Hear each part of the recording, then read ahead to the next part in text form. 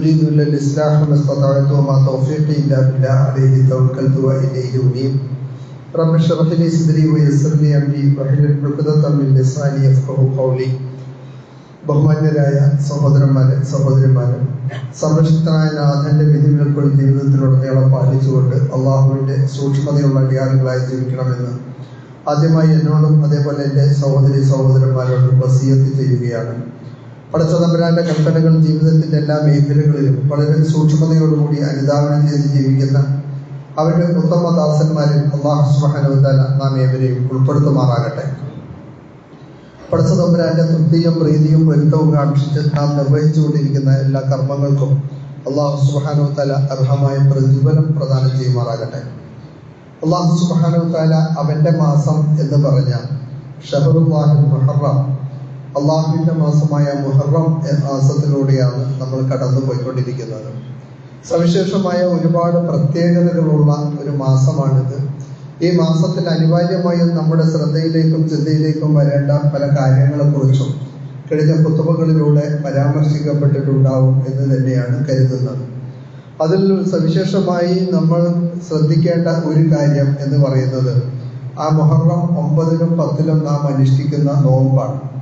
ആ നോമ്പ് അനുഷ്ഠിക്കുവാൻ വേണ്ടി കൽപ്പിക്കപ്പെട്ടതിന്റെ പശ്ചാത്തലം നമുക്കറിയാം. അത് പുണ്യപ്രവാചകൻ മുഹമ്മദ് മുസ്തഫ സല്ലല്ലാഹു അലൈഹി വസല്ലം നമ്മോട് പറഞ്ഞു.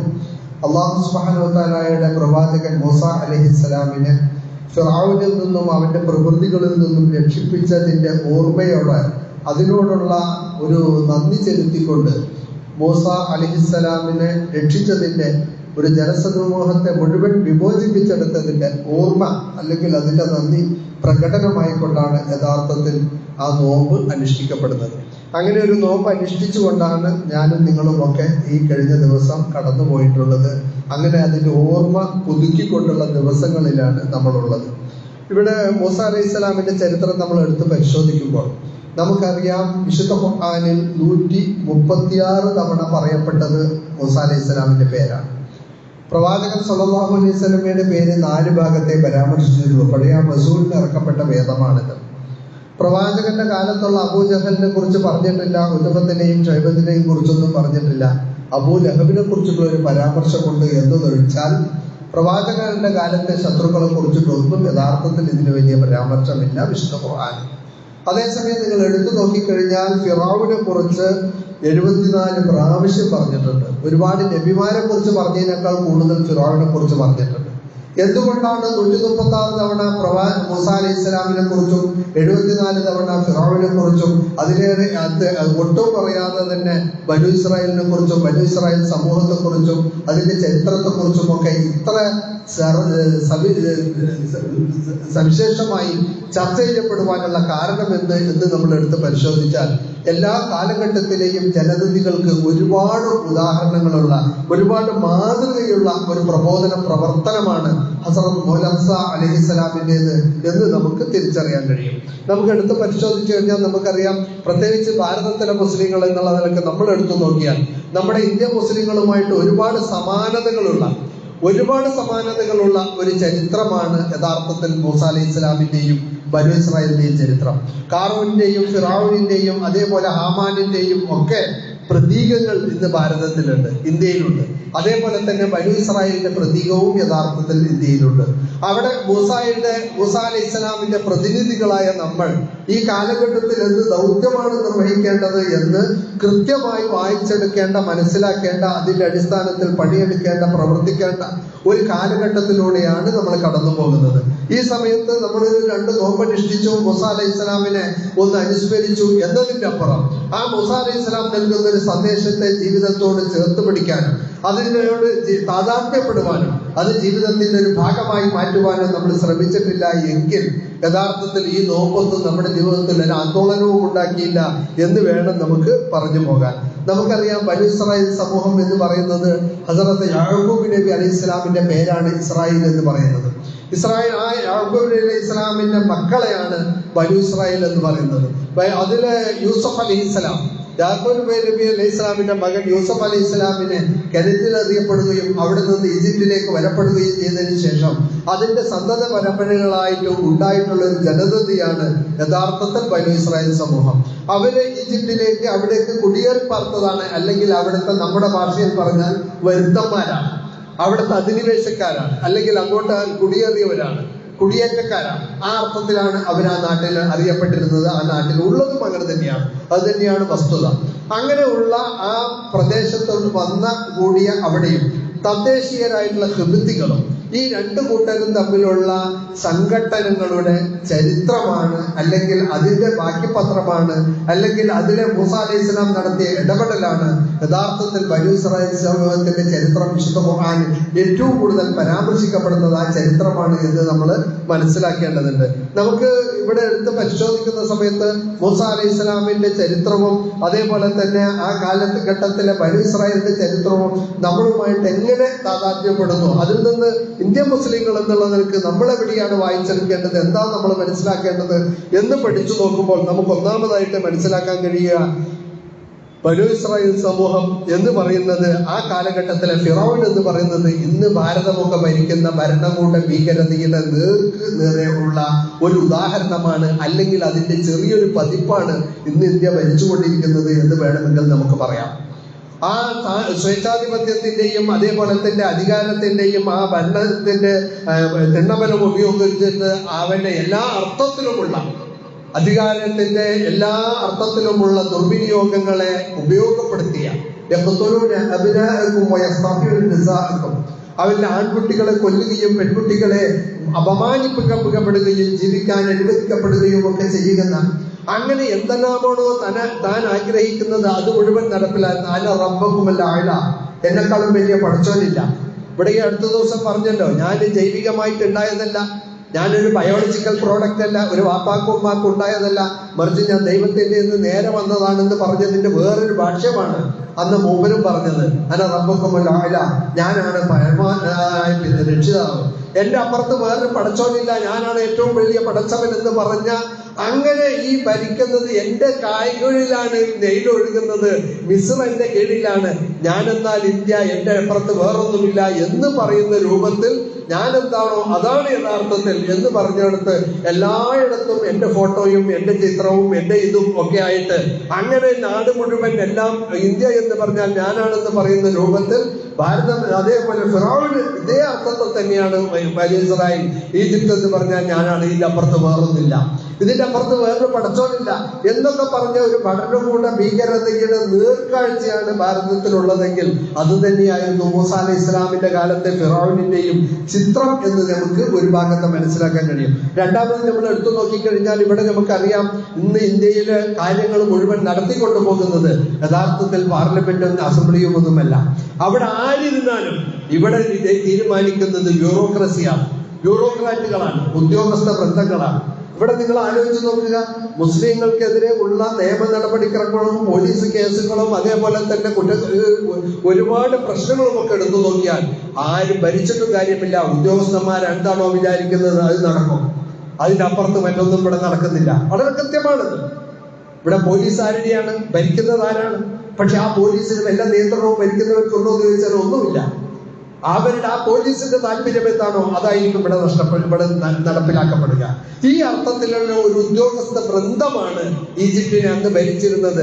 അത് ഹാമാൻ എന്ന് പറയുന്ന മൂസ അലൈഹിസ്സലാമിന്റെ കാലത്തുള്ള ഫിറഔനിന്റെ വലങ്കയും മന്ത്രിയും എല്ലാമായിരുന്ന ഹാമാനായിരുന്നു. ഞാൻ പറഞ്ഞു വന്നത്, അന്ന് ഈജിപ്ത് ഭരിക്കുവാൻ ഒരു ഭാഗത്ത് ഫിറഔന് എന്ന് പറയുന്ന ഒരു ഭരണകൂട ഭീകരത ഉണ്ടെങ്കിൽ അതിനെല്ലാ ഒത്താശയം നൽകുന്ന ഒരു ബ്യൂറോക്രസിയുടെ ഒരു ഉദ്യോഗസ്ഥ വൃന്ദത്തിന്റെ ഭാഗമായിരുന്നു ഹാമാൻ എന്നുകൂടെ നമുക്ക് മനസ്സിലാക്കാൻ കഴിയും. മൂന്നാമത് ഇന്ത്യ ഭരിക്കുന്നത്, ഇന്ത്യയിലെ കാര്യങ്ങൾ തീരുമാനിക്കുന്നത് ആരാണെന്ന് ചോദിച്ചാൽ നമുക്കറിയാം, ഇവിടുത്തെ പാർലമെന്റും അതുപോലെ ഇവിടുത്തെ ജനാധിപത്യവും ഇവിടുത്തെ അസംബ്ലിയും ഒന്നുമല്ല, ഇവിടുത്തെ സമ്പന്നന്മാരാണ്. ഇവിടുത്തെ അദാനിയും അതേപോലെ തന്നെ അദ്വാനിയും അതേപോലെ തന്നെ അതുപോലുള്ള സാധനങ്ങളും കുറെ സാധനങ്ങളാണ്.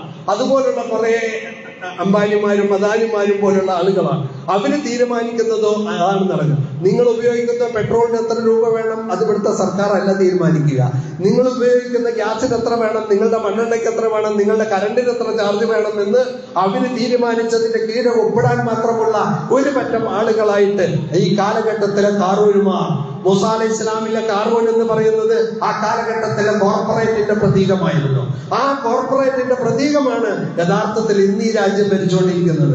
അവരാണ് ഇന്ന് ഈ രാജ്യം ഭരിക്കുന്നത്. അവരുടെ കല്യാണങ്ങളും അവരുടെ മാമാങ്കങ്ങളും അവരുടെ ആഘോഷങ്ങൾക്കും ഒക്കെ ഈ രാഷ്ട്ര തലവന്മാരൊക്കെ പോയി ഓച്ചാനിച്ച് അവരുടെ മുമ്പിൽ പഞ്ഞപുച്ഛമറ്റ് ഇറക്കി നിൽക്കുമ്പോൾ യഥാർത്ഥത്തിൽ രാജ്യം ഭരിക്കുന്നത് പ്രധാനമന്ത്രിയോ പ്രസിഡന്റോ അല്ല, മറിച്ച് ഇതുപോലുള്ള കുറെ ആളുകളാണ് എന്ന് കൃത്യമായി നമുക്ക് ബോധ്യപ്പെടുന്ന ഒരു ബനൂ ഇസ്രായേൽ ചരിത്രത്തിന്റെ തനി ആവർത്തനമാണ് ഭാരതത്തിലുള്ളത് എന്ന് നോക്കിക്കഴിഞ്ഞാൽ നമുക്ക് ഇതിനോട് ചേർത്ത് വായിച്ചു കഴിഞ്ഞാൽ നമുക്ക് ബോധ്യപ്പെടും.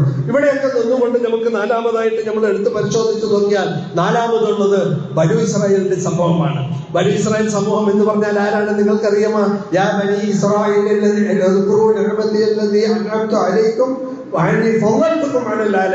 അല്ലയോ ബനീ ഇസ്രായേൽ സമൂഹമേ, നിങ്ങളൊന്ന് ഓർത്തു നോക്കുക, അല്ലാഹു സുബ്ഹാനഹു വ തആല എന്തുമാത്രം അനുഗ്രഹങ്ങളാണ് നിങ്ങൾക്ക് നൽകിയത്.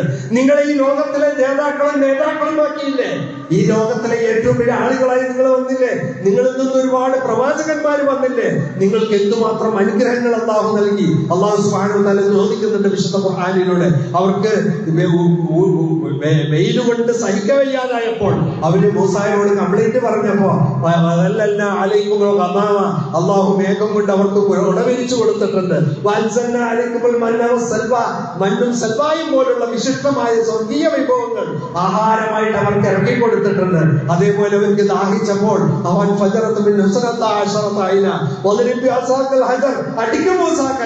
കല്ലിൽ അടിച്ച ഉടനെ 12 നീരുറവുകൾ പൊട്ടി. അവരുടെ ഗ്രൂപ്പിസത്തിന് അവരുടെ ഗ്രൂപ്പുകാർക്കും ഒക്കെ കുടിക്കാൻ പറ്റിയ രൂപത്തിൽ അവരുടെ വ്യത്യസ്ത വിഭാഗങ്ങൾക്ക് ഓരോരുത്തരും അവരുടേതായ ഉറവകൾ കണ്ടെത്തുന്ന രൂപത്തിൽ അവർക്ക് വാട്ടർ കണക്ഷൻ അല്ലാഹു സുബ്ഹാനഹു വ തആല നൽകിയില്ലേ?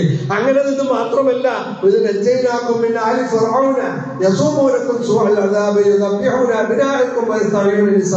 അല്ലാഹു സുബ്ഹാനഹു വ തആല അത് ഒന്നുമല്ലാതെ അവർക്ക് നൽകിയ വലിയൊരു അനുഗ്രഹം. അല്ലാഹു സുബ്ഹാനഹു വ തആല ഫിർഔനിൽ നിന്ന്, ഫിർഔന്റെ പ്രവൃത്തികളിൽ നിന്ന് അല്ലാഹു സുബ്ഹാനഹു വ തആല അവനെ രക്ഷിച്ചു. എങ്ങനെയാ രക്ഷിച്ചത്? അല്ലാഹു സുബ്ഹാനഹു വ തആല ആ ചെങ്കടൽ പിളർത്തിക്കൊണ്ട് അവനെ രക്ഷിച്ചു. ഇതെല്ലാം അവർക്ക് നൽകിയ അനുഗ്രഹങ്ങളാണ്.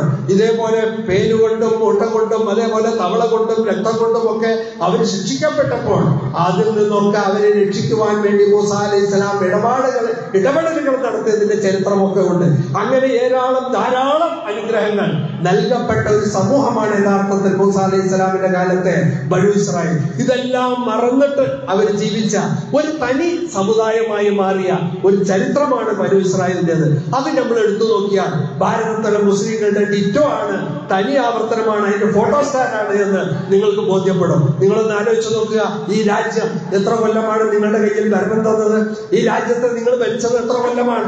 850-900 വർഷം ഈ രാജ്യം ഭരിച്ച ആളുകളാണ് നിങ്ങൾ. അല്ലാഹു സുബ്ഹാനഹു വ തആല അതിനേക്കാൾ വലിയൊരു അനുഗ്രഹം നിങ്ങൾക്ക് എന്താണ് നൽകാനുള്ളത്? നിങ്ങളൊന്ന് ആലോചിച്ച് നോക്കുക. 900 വർഷം ഈ രാജ്യം ഭരിച്ചത് നിങ്ങളാണ്. നിങ്ങൾ അന്നും ഇവിടുത്തെ ന്യൂനപക്ഷമായിരുന്നു. വളരെ ന്യൂനപക്ഷമായ നിങ്ങൾ 850-900 കൊല്ലം ഈ രാജ്യം ഭരിച്ചതിന് ശേഷം നിങ്ങൾ ഈ രാജ്യത്ത് നിന്ന് ആരാണ്? എന്താണ് നിങ്ങളുടെ വിലയും നിലയും? നിങ്ങൾ എന്താണ് നിങ്ങളുടെ അസ്തിത്വവും വ്യക്തിത്വവും എന്ന് പരിശോധിച്ചു നോക്കിയാൽ നമുക്കറിയാം ഇന്നലെയും മിനിയാന്നും ഒക്കെ നടന്ന കാര്യങ്ങൾ. മഹാരാഷ്ട്രയിലൂടെ അതേപോലെ തന്നെ യുപിയിലൂടെ പള്ളികളും മറ്റുമൊക്കെ പട്ടാപ്പകൽ നിന്ന് അടിച്ചു പൊളിച്ച് കളയുകയും അവിടെയൊക്കെ കത്തിക്കുകയും ബുൾഡോസർ ഇട്ട് നിരത്തുകയും ഒക്കെ ചെയ്യുമ്പോൾ എന്താണ് ഏതാണെന്ന് ചോദിക്കാൻ ആളില്ലാത്ത ഒരു നിസ്സഹായമായ ഒരു അവസ്ഥയിലേക്ക് ഇന്ന് 900 വർഷം ഈ രാജ്യം ഭരിച്ച ഒരു സമുദായം അധപ്പതിച്ചിട്ടുണ്ടെങ്കിൽ അത് ബനൂ ഇസ്രായേലിന്റെ തനുവാവർത്തനമാണ്. അല്ലാഹു സുബ്ഹാനഹു വ തആല അവരിൽ നിന്ന് ഒരുപാട് പ്രവാചകന്മാരെ അയച്ചു, ഒരുപാട് അനുഗ്രഹങ്ങൾ അവർക്ക് നൽകി. പക്ഷെ അത് മുഴുവൻ മറന്നുകൊണ്ട് അവരുടെ ജീവിതമാണ് നയിച്ചത്. ആ നയിച്ചതിന്റെ ഫലമായിട്ട് അവരിൽ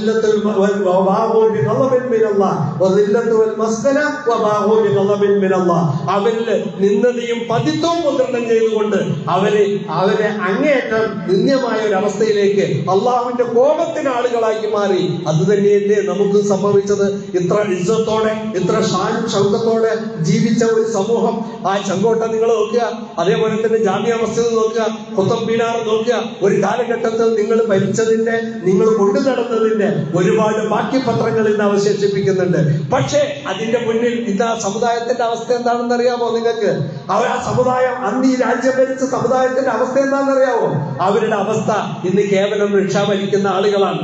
കൊരച്ചു തുപ്പി ചൂല എഴുതുപ്പിക്കൊണ്ട് വിയർത്തൊലിച്ചുകൊണ്ട് റിക്ഷ വലിക്കുന്ന ആ റിക്ഷയിൽ നിങ്ങൾ ഇരുത്തിയിട്ട് ബൈട്ടോ ആപ്കോ നെല്ലി ദിഖായെങ്കിൽ വെരി ഇരിക്കി നിങ്ങൾക്ക് നെല്ലി കാണിച്ചു തരാ എന്ന് പറഞ്ഞുകൊണ്ട് നിങ്ങളുടെ 10 രൂപയ്ക്കും 15 രൂപയ്ക്കും വേണ്ടി ഈ രാജ്യത്ത് കിതച്ച് ചവിട്ടിക്കൊണ്ട് പോകുന്ന ഒരു സമുദായം യഥാർത്ഥത്തിൽ ഈ രാജ്യം ഭരിച്ച ഒരു സമുദായത്തിന്റെ ബാക്കിപത്രമാണെന്ന് പറയുമ്പോൾ യഥാർത്ഥത്തിൽ ബനൂ ഇസ്രായേലിന് കൊടുത്ത അതേ ശിക്ഷ തന്നെയല്ലേ നമുക്ക് ലഭിച്ചിട്ടുള്ളത് എന്ന് നമ്മൾ പരിശോധിക്കേണ്ടതുണ്ട്. അങ്ങനെ ഈ അർത്ഥത്തിലേക്കൊക്കെ ഒരു സമുദായം അധപ്പതിക്കുന്ന, ഈ അർത്ഥത്തിലേക്കൊക്കെ ഒരു സമുദായം ഇങ്ങനെ പോകുമ്പോൾ നമ്മൾ എടുത്ത് പരിശോധിക്കേണ്ടതുണ്ട്. ബനൂ ഇസ്രായേൽ സമൂഹവും ഇന്ത്യൻ മുസ്ലിങ്ങളും തമ്മിലുള്ള സമാനതകൾ എന്തൊക്കെയാണ് അവരിലൊക്കെ തമ്മിലുള്ള സമാനതകൾ എന്ന് നോക്കിക്കഴിഞ്ഞാൽ നമുക്കറിയാം, ഇവരും കേവലം ഒരു സമുദായമാണ്. ബനൂ ഇസ്രായേൽ അന്ന് അവിടെ എന്തെല്ലാമാണോ ആചാരങ്ങൾ ഉണ്ടായിരുന്നത്, എന്തെല്ലാമാണോ മാമൂലുകളുടെ മാറാപ്പുകൾ ഉണ്ടായിരുന്നത്, അതിന്റെ മുഴുവൻ ആളുകളായിരുന്നു അവർ കേവലം ഒരു സമുദായമായിട്ട് നിലനിൽക്കുക എന്നല്ലാതെ ഞങ്ങളിൽ നിന്നും പ്രവാചകന്മാർ വന്നിട്ടുള്ള ഒരു സൊസൈറ്റിയാണ് ഞങ്ങൾ. ആ പ്രവാചകന്മാർ നിർവഹിച്ച കർമ്മം ഇവിടെ നിർവഹിക്കേണ്ടതുണ്ട്. ആ പ്രവാചകന്മാർ ഈ ദഅവത്ത് എത്തിച്ചതുപോലെ എത്തിക്കേണ്ടതുണ്ട് എന്ന് ഒരു ബനൂ ഇസ്രായേൽക്കാരൻ പോലും ചിന്തിച്ചില്ല. ഖുബത്തികളുടെ അടിമകളായിട്ട് ജീവിക്കുവാൻ അവർ താല്പര്യപ്പെട്ടത്.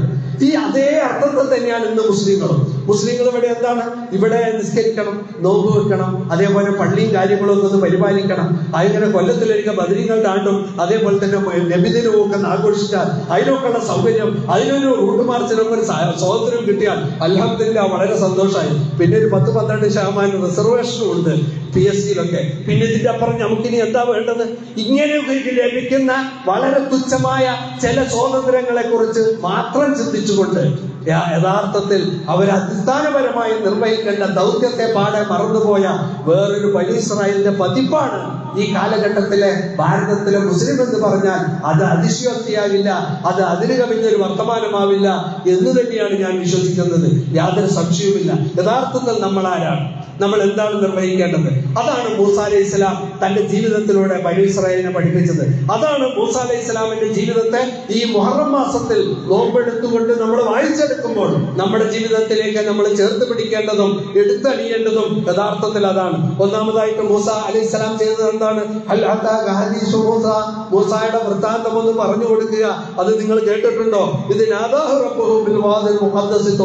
ആ തുവാ താഴ്വരയിൽ അല്ലാഹു സുബ്ഹാനഹു വ തആല മൂസായെ വിളിച്ചുകൊണ്ട് പറഞ്ഞു, തൗറാത്ത് നൽകിക്കൊണ്ട് പറഞ്ഞു, അല്ലാഹു സുബ്ഹാനഹു അതാ അങ്ങേയറ്റം അതിക്രമികാരിയായിരിക്കുന്നു, അങ്ങേയറ്റം താന്തോന്നിയായിരിക്കുന്നു. അങ്ങനെ വല്ലാത്തൊരു ധിക്കാരിയായ അതിരുകവിഞ്ഞവനായ അവന്റെ അടുത്തേക്ക് നീ പോവുക, പോയിട്ട് പറയുക, അവനോട് പോയി പറയുക, അള്ളാഹുവിന്റെ മാർഗത്തിലേക്ക് ക്ഷണിക്കുക എന്ന് മൂസാ അലൈഹി ഇസ്ലാമിനോട് പറയപ്പെട്ടു. ഇവിടെ ഞാനൊരു കാര്യം ചോദിച്ചു നോക്കട്ടെ.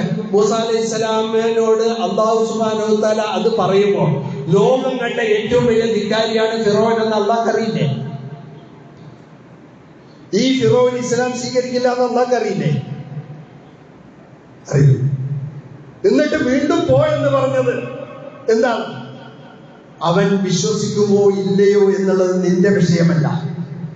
ഇവിടെയുള്ള മുഴുവൻ ഫാസിസ്റ്റുകളും, ഇവിടെയുള്ള മുഴുവൻ നാസിസ്റ്റുകളും കമ്മ്യൂണിസ്റ്റുകളും ദൈവനിഷേധികളും ആരൊക്കെ ആകട്ടെ, അവർ വിശ്വസിക്കുമോ ഇല്ലയോ എന്ന് നീ എഴുതി തള്ളാനായിട്ടില്ല.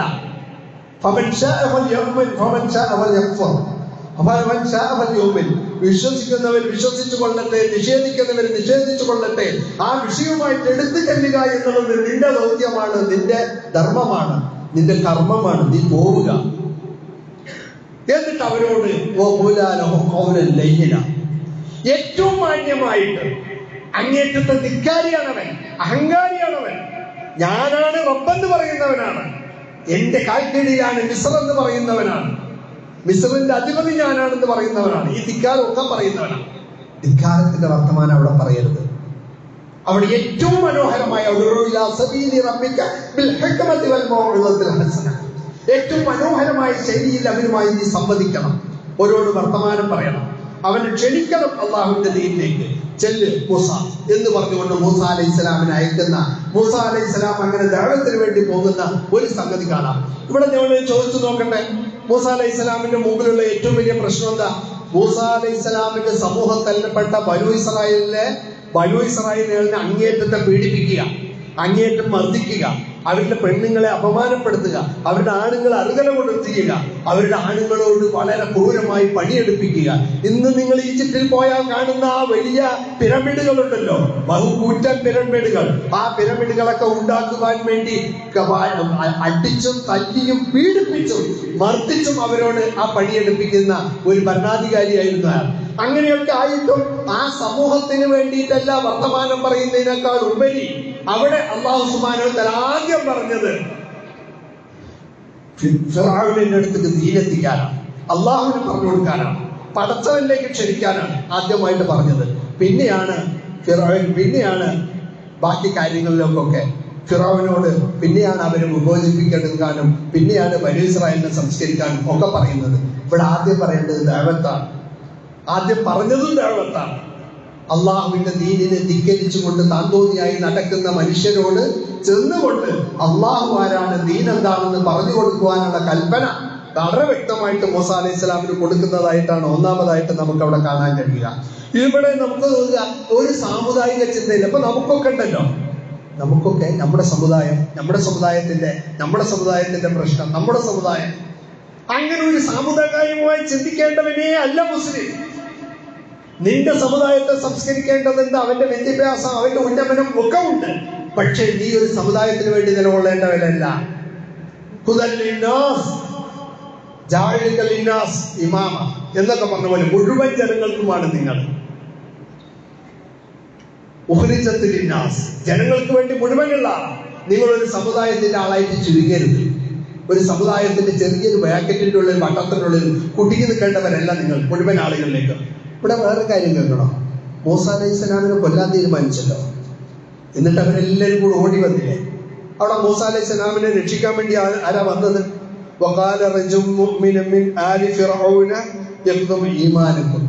ആരാന്നറിയോ? ഫിറഔനിന്റെ കുടുംബത്തിൽപ്പെട്ട ആളാണ്. ഇവിടുത്തെ നമ്മുടെ ഭാഷയിൽ പറഞ്ഞാൽ മുസ്ലിം അല്ലാത്തൊരു അമുസ്ലിമാണ്. അയാളാണ് ഓടി വന്നുകൊണ്ട് മൂസാക്ക് വേണ്ടി വാദിക്കുന്നത്. മൂസാ അലൈഹി സ്വലാം പറഞ്ഞതിലെ തെറ്റെന്താണ് ശരിയെന്താണെന്ന് ചോദ്യം ചെയ്യുന്നത് അദ്ദേഹമാണ്. മൂസാ അലൈഹി സ്വലാമിനോട് വേഗം തടിയെടുത്തോ ഇല്ലെങ്കിൽ നിന്നെ കൊന്നുകളയുമെന്ന് പറഞ്ഞുകൊണ്ട് വിവരം കൊടുക്കുന്നത് അദ്ദേഹമാണ്. ഈ പറഞ്ഞതിന്റെ അർത്ഥം എന്താണ്? അവിടെയുള്ള മുസ്ലിം അല്ലാത്തൊരു സമൂഹത്തോട് പോലും വല്ലാത്ത ബന്ധം, ആത്മബന്ധം മൂസാ അലൈഹി സ്വലാം ഉണ്ടാക്കിയെന്ന് തന്നെ ഒരുപക്ഷെ കഴിഞ്ഞ ആഴ്ചകളിലൊക്കെ ഹിജ്റയുമായി ബന്ധപ്പെട്ട് പറഞ്ഞിട്ടുണ്ടാവുമെന്ന് ഞാൻ കരുതുന്നു. ആ ഹിജ്റയിൽ റസൂൽ സല്ലല്ലാഹു അലൈഹി വസല്ലമയ്ക്ക് അവിടെ അഭയം കൊടുത്തത് ആരാ? നിങ്ങളൊന്ന് ആലോചിച്ച് നോക്കുക. റസൂലിന്റെ തല കെട്ടിക്കഴിഞ്ഞാൽ 100 ഒട്ടകം. 100 ഒട്ടകം പറഞ്ഞാൽ എത്രയെന്ന് അറിയോ? 100 മെഴ്സിഡസ് ബെൻസിന്റെ കാറ്. ഇന്നത്തെ ഭാഷയിൽ പറഞ്ഞ അതാണ് 100 ചുവന്നോട്ടം. 100 ബെൻസ് കാറ് കിട്ടിയാൽ നമ്മൾ വിടുവോ? 10 ലക്ഷവും മാരുതി കാറും പറയുമ്പോഴാണ് ലോട്ടറിന്റെ വണ്ടിന്റെ പിന്നാലെ ഓടുന്നത്, അല്ലേ? അങ്ങനത്തെ ഒരു കാലഘട്ടത്തിൽ 100 ഒട്ടകം പറഞ്ഞാൽ വെറും വിടുവോ? വിടൂല. പക്ഷെ 100 ഒട്ടകം കിട്ടാന്ന് പറഞ്ഞിട്ടും റസൂലിനെ വിട്ടുകൊടുത്തില്ല. ആര്? അബ്ദുല്ലാഹി ഇബ്നു ഉറൈഖ് എന്ന് പറയുന്ന ഒരു അമുസ്ലിം, റസൂലിന്റെ വഴിയാട്ടിയായ ആള്, അത് വിട്ടുകൊടുത്തില്ല. അത് റസൂൽ അവരുമായി ഉണ്ടായ ഒരു ആത്മബന്ധം, അവിടുത്തെ മുസ്ലിം അല്ലാത്തവരുമായിട്ട് ഉണ്ടാക്കിയ ഒരു ആത്മബന്ധം. ഇതൊക്കെ പാഠം പഠിക്കേണ്ടതുണ്ട്. ആയതുകൊണ്ട് തന്നെ കുബുദ്ധികളോടും പ്രബോധനം ചെയ്തു. രണ്ടാമതായിട്ട് മൂസാ അലൈഹി സ്വലാം വന്നത് ഇസ്ലാഹിലേക്കാണ്. ബനൂ ഇസ്രായേൽ സമൂഹത്തെ നേരാക്കിയെടുക്കാനാണ്. അവര് ഈ നേരത്തെ പറഞ്ഞതുപോലെ ആചാരങ്ങളും മാമൂലുകളും സാമിരിയുടെ വക്താക്കളും ഒക്കെ ആയിട്ട് അവർ മാറിപ്പോയപ്പോ അവരതിൽ നിന്നൊക്കെ രക്ഷപ്പെടുത്താൻ വേണ്ടിയിട്ട് മൂസാ അലൈഹി സ്വലാം ഈ ചെങ്കടൽ പിളർത്തി അവരെ കൊണ്ടുപോയി നോക്കിയപ്പോ അവിടെയൊക്കെ ഷിർക്കിന്റെ ആളുകളാണ്, അതായത് വിഗ്രഹ പൂജകരാണ്. അവിടെ കണ്ടപ്പോ ഇവരുടെ നിലപാട് മാറി.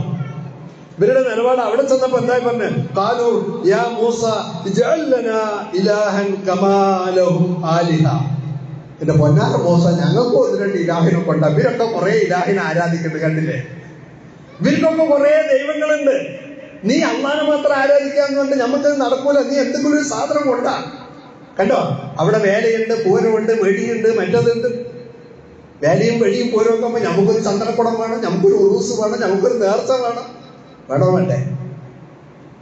ഇത് എവിടുന്ന് വന്നു വെച്ചാൽ ഈ ബനൂ ഇസ്രായേലിന്റെ ഇതേ അവസ്ഥയാണ്. അവൻ എന്തൊക്കെ കാട്ടുന്ന ആനയും അമ്പാരിയും ഒക്കെ എടുത്തിട്ട് അവൻ ചെയ്യണ്ടെങ്കിൽ അതേ സാധനം നമ്മളും ചെയ്യാം. അതേമാതിരി വെള്ളമൊടിച്ച് കുത്തും കുമ്പാടും കാണിക്കാം, അല്ലേ? ആ ബനൂ ഇസ്രായേൽ തന്നെ അല്ലേ ഇത്? ഈ അർത്ഥത്തിൽ അവൻ ചോദിച്ചത് എങ്ങനെയാണ്?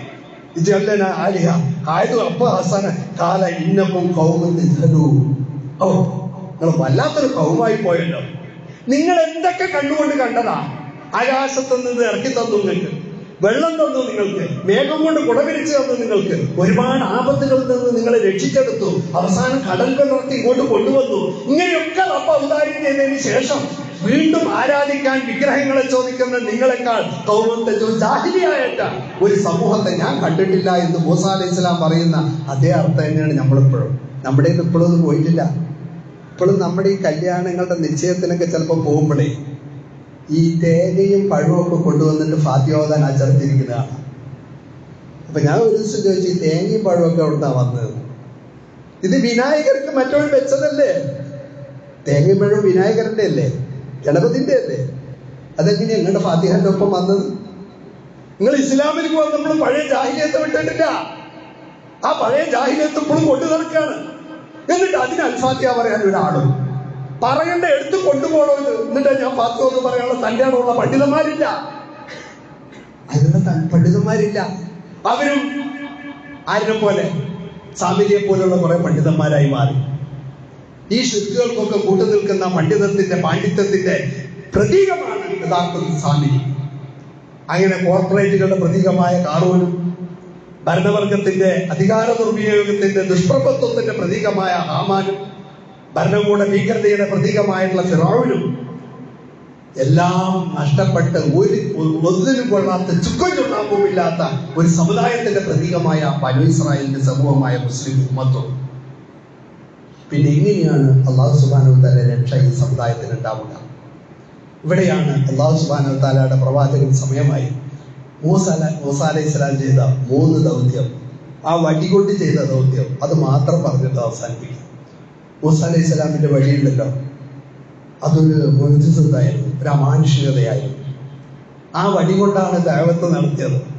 ആ വടി കൊണ്ടാണ് വിമോചനം നടത്തിയത്, വിമോചിപ്പിച്ചെടുത്ത് വിപ്ലവം ഉണ്ടാക്കിയത്. ആ വടി കൊണ്ട് തന്നെയാണ് ജനസേവനം നടത്തിയത്. ആദ്യം ആ വടി ഉപയോഗിച്ചിട്ട് മൂസ അലൈഹിസ്സലാം എന്താ ചെയ്തത്? വടിയെ കിട്ടു പാമ്പായി. പാമ്പായപ്പോ ആ മജീഷ്യന്മാരൊക്കെ കൂടെ പറഞ്ഞു, ആമൻതു ബില്ലാഹി റബ്ബി മൂസ വ ഹാറൂൻ, മൂസയുടെയും ഹാറൂനിലേക്ക് ഞങ്ങൾ റബ്ബിൽ ഞങ്ങളിതാ വിശ്വസിച്ചിരിക്കുന്നു.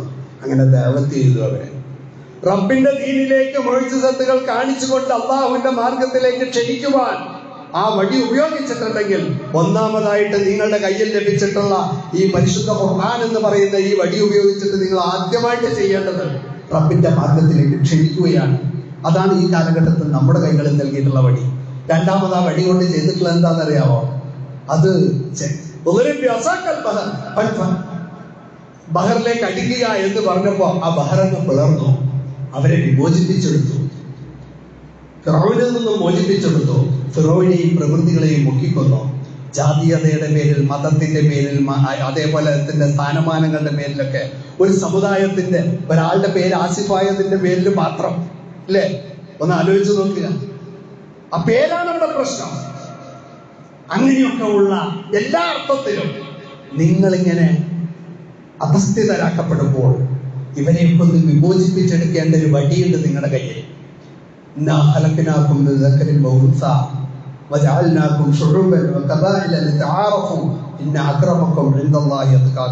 വർണ്ണത്തിന്റെയും ഭാഷയുടെയും ദേശത്തിന്റെയും ഒക്കെ അപ്പുറത്ത് എല്ലാ മനുഷ്യരെയും ഒന്നായി കാണുന്ന ഒരു മനോഹരമായ ദർശനത്തെ ഉദ്ബോധിപ്പിക്കുന്ന, പ്രഘോഷിക്കുന്ന ഒരു ദർശനം, ഒരു വേദഗ്രന്ഥം നിങ്ങളുടെ കയ്യിലുണ്ട്. ആ വടി കൊണ്ട് ഈ സമുദായത്തെ മോചിപ്പിച്ചെടുത്തതുപോലെ ഈ കാലഘട്ടത്തിലെ ഈ സമുദായത്തെ വിമോചിപ്പിച്ചെടുക്കേണ്ട മൂസമാർ വർഗത്തിന് വേണ്ടി മാത്രം ഓതുന്ന, കയ്യിൽ കെട്ടി നടക്കുന്ന, ഇടുപ്പിൽ കെട്ടി നടക്കുന്ന, ചുമരിൽ കെട്ടി തൂക്കുന്ന ആളുകളായി മാറിയിട്ടുണ്ടെങ്കിൽ പരിതപിക്കാനേ നമുക്ക് വഴിയുള്ളൂ, വേറെ മാർഗമില്ല. മൂന്നാമതായിട്ട് മൂസ അലൈഹിസ്സലാം ആ വടി കൊണ്ട് ചെയ്തത് വെള്ളമില്ലാത്ത ആളുകൾക്ക്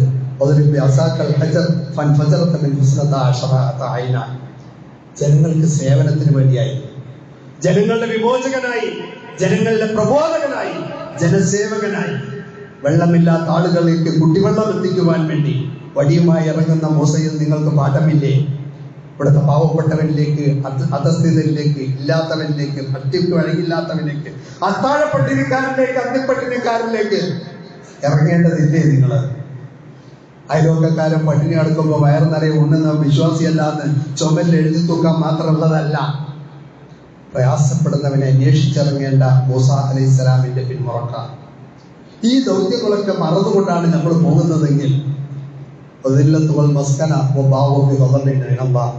അള്ളാഹുവിന്റെ നിന്ദ്യതയും കോപവും മുദ്രണം ചെയ്യപ്പെട്ടുകൊണ്ട് വല്ലാത്ത ദുരവസ്ഥയിലേക്ക് നിങ്ങൾ എടുത്തെറിയപ്പെടും, യാതൊരു സംശയവുമില്ല എന്ന വിശുദ്ധ ഖുർആനിന്റെ താക്കീത് എത്ര വേഗം നമ്മൾ ഉൾക്കൊള്ളുന്നുവോ അത്ര വേഗം നമ്മൾ രക്ഷപ്പെടും. ആ അർത്ഥത്തിൽ രക്ഷപ്പെടുന്ന ഒരു സമൂഹമായി മാറുവാൻ പടച്ച തമ്പുരാൻ നമുക്ക് തൗഫീഖ് പ്രദാനം ചെയ്യുമാറാകട്ടെ.